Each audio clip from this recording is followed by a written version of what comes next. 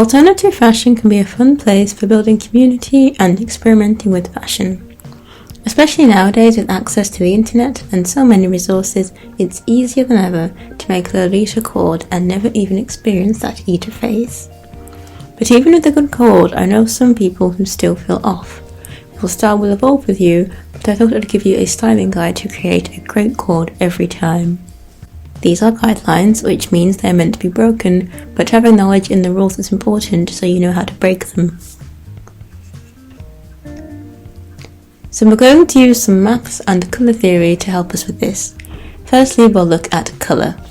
So one way to make a cord is to look more harmonious by choosing the right colour, which could be useful when deciding on a colourway.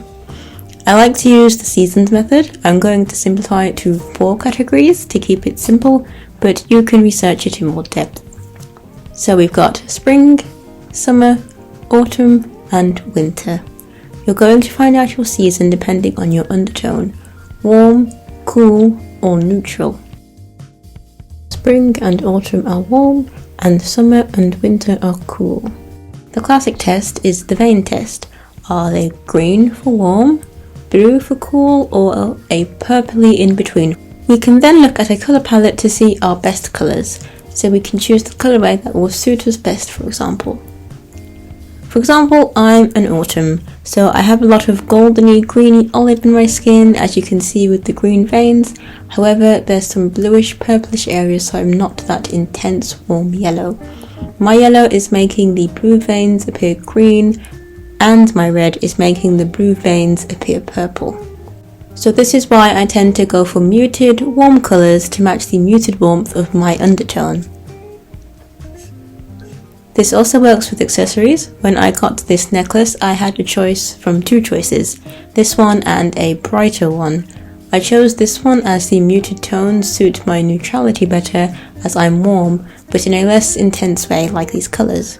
There's also some yellow in there and purple from my bluish purple veins, and white is pretty neutral in this case.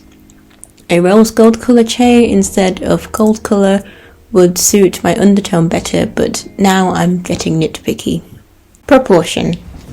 You might have heard an example of this if you were around in the uber strict rules days in the West or East, when visible knees were an issue for some reason and tall Lolitas often wore an underskirt to disguise them.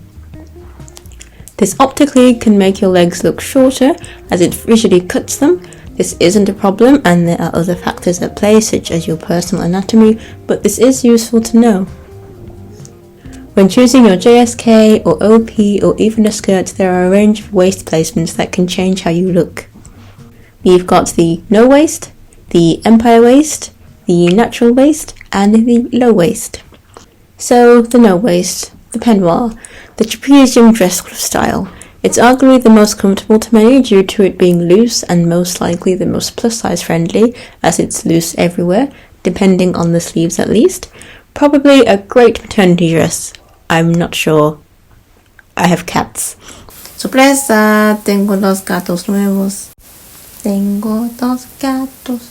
Mira a los gatos. Es muy tarde en el día. Estoy muy tontería. Mira mis gatos. Mira mis gatos. Mis gatos son preciosos. No recuerden cómo hablo en nunca lengua. Tengo que parar, no puedo hablar en español. No en la tarde. Its strength is also its weakness. It's a trapezium shape, so it can make you look like a tent. Especially with a big petticoat, it will make you look very wide and hence shorter, proportionally. And that isn't a look for everyone, but you can create an empire, natural or low waist with a belt. The natural waist is likely going to be the most comfortable placement. Empire waist is similar to the trapeze, but with emphasis on the ribcage or right under the bust, which tends to give a more flattering shape while not having waist emphasis. This is a favourite of plus size Lolitas in my local com and is seen as a more comfortable than natural waist to many of them. The high waist will visually shorten your torso, which can make your legs look longer if you so wish. It looks great with a narrower petticoat as it imitates the Regency silhouette if you don't want that hourglass shape and a more column. This could be a good idea. This downside is this silhouette can risk giving you that pregnant look, which I know isn't usually a desired look. Natural waist, the most common shape and my personal favourite. It looks great on people with a small waist in proportion with your body, and you can create that shape with the petticoats and padding like Victorian women did. This dress can visually lengthen or shorten your waist if disproportionately long or short. It's a classic. The downside is it can be uncomfortable on the waist, especially with the petticoats underneath. To mitigate this, I use the tried and tested historical method of wearing a corset and using it as a support for my petticoats and waist ties. Since the corset is structured, it takes all the tension. If you're a plus size person, I know some in my comm who use a natural waist as an empire waist, especially if it has shirring. Having more fabric accommodates their large bust. I have no experience with this, but it seems to work for some. The low waist, a rarer silhouette but still available. This silhouette can look nice on someone with not too emphasized waist, a more straight up and down silhouette. The low waist tends to have a narrower skirt and emphasizes that column silhouette, similar to the Regency silhouette but this time the 1920s. It can make you look super long-waisted with shorter legs due to more real estate being taken up by the waist, so decide if you are okay with that. To make your legs look longer without showing more leg, you can make it look continuous with one colour like single colour tights or OTK socks, as shorter socks can visually cut a line and shorten them. Remember, the elite fashion is about dressing for yourself, so don't get caught up on looking conventionally attractive over looking how you want. This isn't about looking thin or tall, but more for what suits your body shape and colouring. If your favourite dream dress breaks all these rules, you can bring harmony through accessories, and honestly, these rules are meant to be broken. I hope this styling advice helps you and makes you think more about your body as a unique thing that you can complement with your clothes and accessories. Please tell me if you find this helpful. Okay, bye!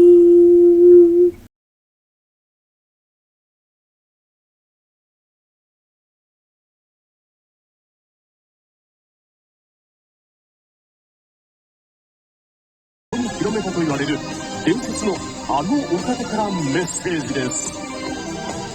あれ、マナさん、こちらのお方は？マナ様は公の場ではお話にならないので、私が通訳いたします。星君のレリータを愛する女の子に向けてメッセージをお願いしま